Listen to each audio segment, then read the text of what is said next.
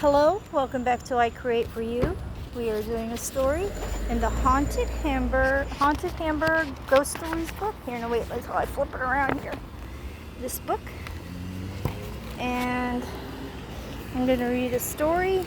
Well, several stories that are on here. There's a mural that's of our town on one of our buildings. I'm right now on one of the intersections on Pine and South 4th Street, and when we go back that way, when I go for a walk, we're going to hit some of the businesses. Not really hit them literally. I mean, like, we're going to see where these buildings are. Some of the businesses that were mentioned in these stories aren't there anymore, but the buildings are still here. Some are remodeled into entirely different businesses, and some had the original business name on, but they are not the same as they were back when these stories were given. So I'm going to try to get through this before I get really rained on. In our search for spirit activity on the streets of Hamburg, we managed to find several people who were willing to speak of their spirits, others who would only talk if their identities and or addresses were not divulged, and some who admitted to having stories but felt that to tell them would further complicate the delicate balance between their lives or their homes and whatever it was that haunts them. One such contributor is Lori Mengel, who lived with her family for 27 years above the women's clothing shop that still bears the name of her grandmother, Doris Berry. Although Lori was admitted she never saw anything untoward in the building, she did not doubt that her sons did. Lori's grandmother opened the store in 1950. That was once a candy maker's manufactory and shop. The building is a classic structure with several architectural quirks, including a cubbyhole hidden above a staircase. It was in that odd space where, the story goes, escaped slaves were given refuge as part of the Underground Railroad in the Civil War era.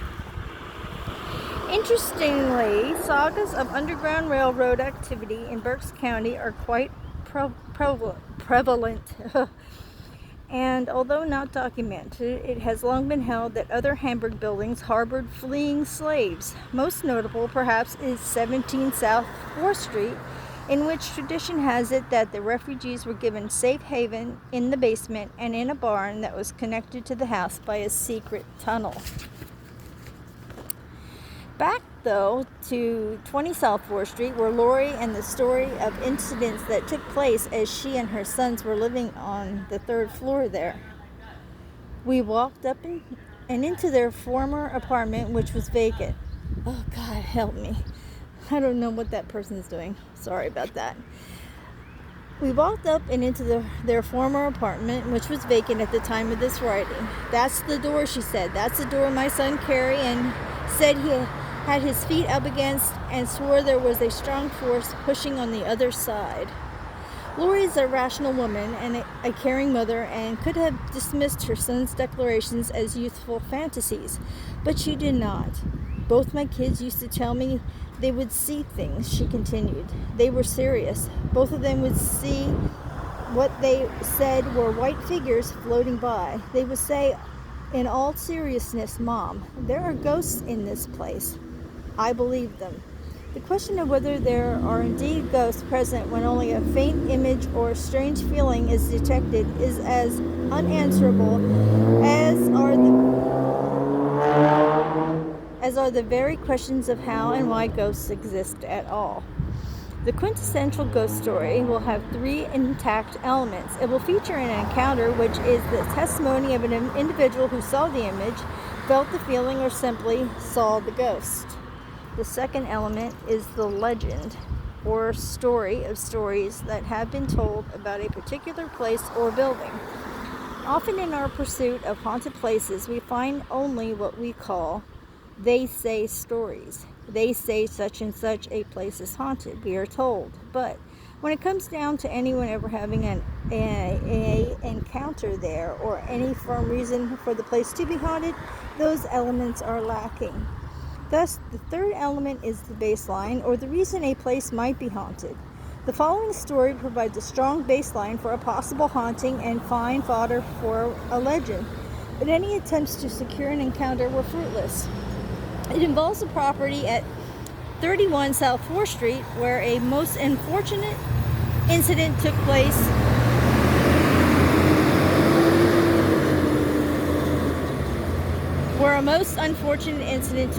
in 1946. It was then a drugstore operated by Charles C. Shomo, and it was there that this body and the body of his sister Bertha were discovered in the basement. The corpses were discovered by Charles Shomo's wife, but the circumstances were quite bizarre. Mr. Shomo had apparently been walking down the stairs to the basement when she suffered what was later determined to have been an epileptic seizure. Shomo's wife and his sister Bertha were upstairs. Upon hearing the thumping sound in the cellar, Mrs. Shomo feared that her husband had fallen. She summoned Bertha to follow her to the basement to find out what had happened.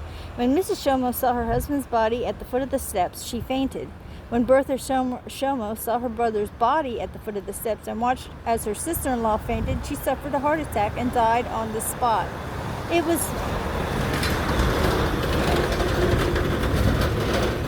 was reported that when Mrs. Shomo came to, she saw her brother's body and Bertha's body and fainted again. Eventually, she regained her composure, and many hours after the two had died, the incident was reported. A solid foundation for a possible haunting at 31 South 4th Street? Indeed. But has anyone ever had that encounter there? We could find no one. Interestingly, Bertha Shomo had been the librarian at Hamburg Public Library. She was known to take no nonsense and to be quite stern when it came to behavior in the library. Perhaps her salary, $20 a month when she was hired, hold on, I got to change my page here. When the library opened in 1904, had something to do with her demeanor. For decades, when anything went wrong, whenever anything went astray, or whenever any unexplainable sound or incident took place within the walls of the library, or whenever a disembodied disembodied shush would be heard, something among the stacks or tables, it was blamed on or accredited to Bertha or Bertha's ghost. Employees today avow that it was all just a joke and swear that there is no and never has been a ghost in their library. That is certainly not the case at 43 South 4th Street, which houses what has been known to generations as Miller's 5 and 10. Long before my time here, they were calling her Mary, says Mike Heckert, as he speaks of the ghost that is said to dwell inside the store he now owns. According to the genial Williamsport native who bought the Venerable Emporium in 1996, the shop's apartment upstairs in the late 1940s or early 1950s. I messed up here. The Venerable Emporium in 1996, the shop's resident Raph is Mary Miller. She died in the apartment upstairs in the late 1940s or early 1950s, Heckert said.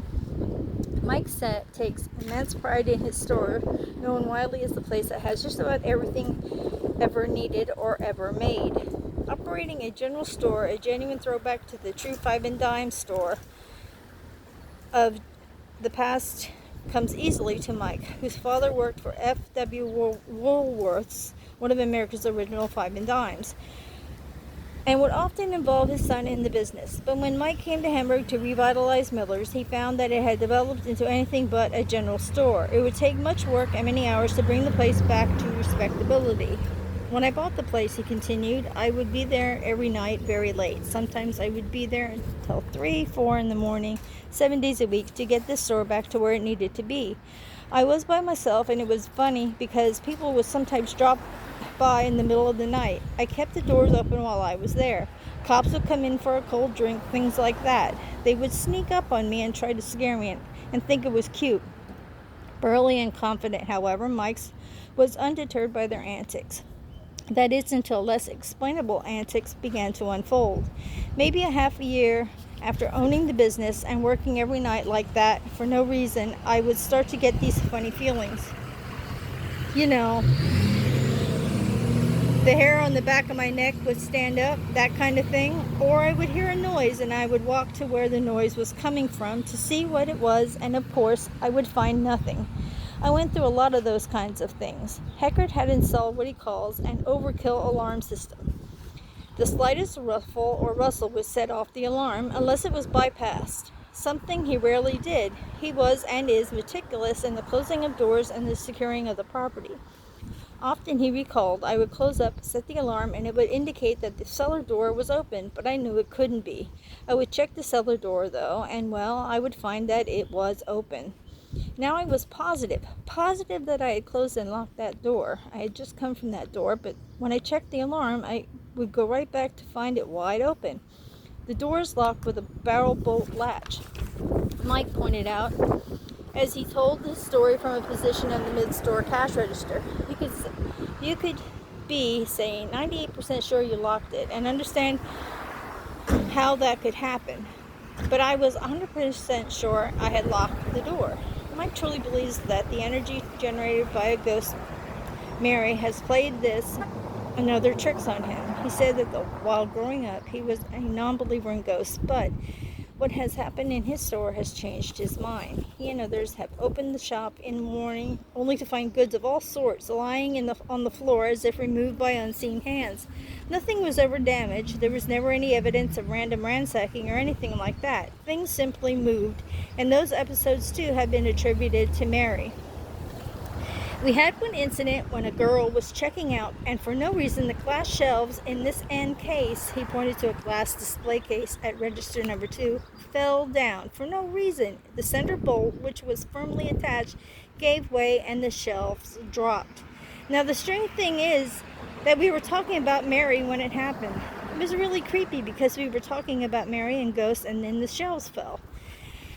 As he was to discover, it was just the beginning of more pranks to be played by the ghost. The next day, he continued, one of my girls was coming in and they were standing by the register talking, and I was explaining how, with the other girl the day before, the shelves collapsed. Well, as I mentioned the name Mary Miller, the shelves in one of the other displays fell down. At that point, in the interview for this book, Mike reiterated, somewhat defensively, and a bit less convincingly, that he was not afraid of anything. Well, almost. When that happened, he admitted, I couldn't even talk. Left speechless then, Mike still questions what happened. If that was just coincidence, he mused, his voice trailing off in a shrug. There was one more incident that related to him by yet another store clerk. She told me she didn't want to bring it up since it was so weird. She said she was in the store with her mother one Saturday, and they were walking by the scrapbooks and photo albums. She said as they passed the albums, a bunch of them fell on the floor. They knew they hadn't bumped any of them, and that made them turn and notice that they didn't exactly fall. It was as someone was standing behind them and slammed them on the floor. Employees, customers, family members, and Mike Heckert himself are all convinced there is ghostly energy in the store, and at least Mike has become comfortable with it. It's Mary, he said. I laugh it off most of the time, but because she's certainly not mean. She's devilish, yes, and she'll do anything, just anything, to scare us, but I know that she is laughing about it. Okay, now we're going to take a walk. The first place that we're going to see is actually where that Five and Dime was. It is now it's called 1787, and it's a brewery. I have trouble with that name. And so it's like you dine in there and they have crafted beers and stuff like that. But this is our main street. That was freaking me out. It was a pinwheel squeaking and I was like, what was behind me? So anyway, we have, this is our main street here. It's actually South 4th Street. And we're going to come up on where the Five and Dime was. Hold on one moment. Hello. Hi. And so it is going to be, I'll move over this way so you can see it, where that you see the sign 1787 Brewing Company, that was actually the Five and Dime. I remembered two owners, the very original owner, then when Mike was in there, and now I haven't been in there since they turned it into the brewing company. But you can see where the apartment is upstairs. Now we're gonna go, keep walking, and I'll get to the Doris Berry one, where that lady, Lori Mangel, didn't exactly herself witness or feel anything, have any interactions, but her sons did. So I'm a-walking. I also found out reading in this book that the place that I'm going to quickly show you is that's right across from this store that we're talking about in this story is this one across the street,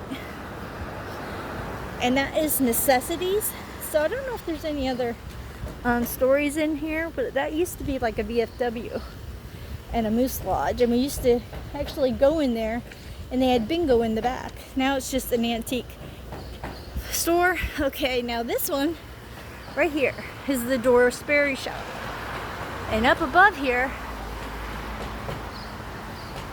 are the apartments.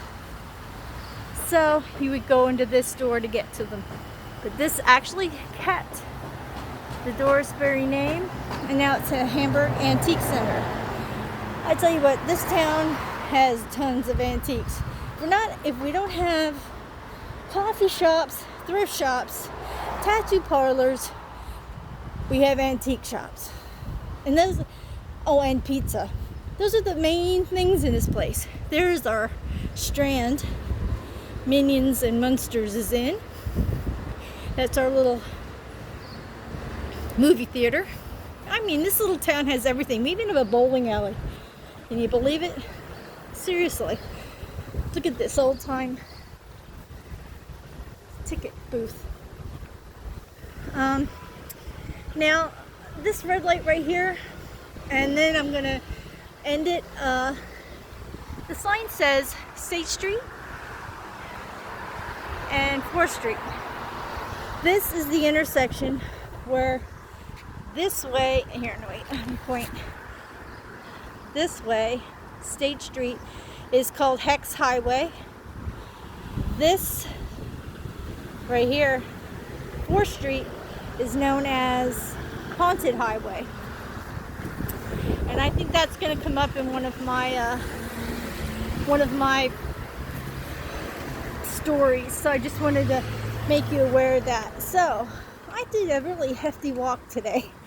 I mean, I'm way on the other side of town, and I took a chance of it might be raining, but I had to hit the bank. So I had to go to the main bank, and so I decided to walk, get out, try to get out a little bit, because I haven't been too social lately, and I figured this is as good a time as any. So sorry if it was a little bit loud with the traffic, and hopefully you did get to hear important parts of the stories. And thank you so much for stopping by today. Please give the video a thumbs up, and subscribe if you haven't, and if you have, thanks so much for hanging out with me. And I hope that you guys stay happy and stay healthy, stay kind, stay true to yourself, and stay tuned for the next video. And that's where I'll see you. Bye bye for now.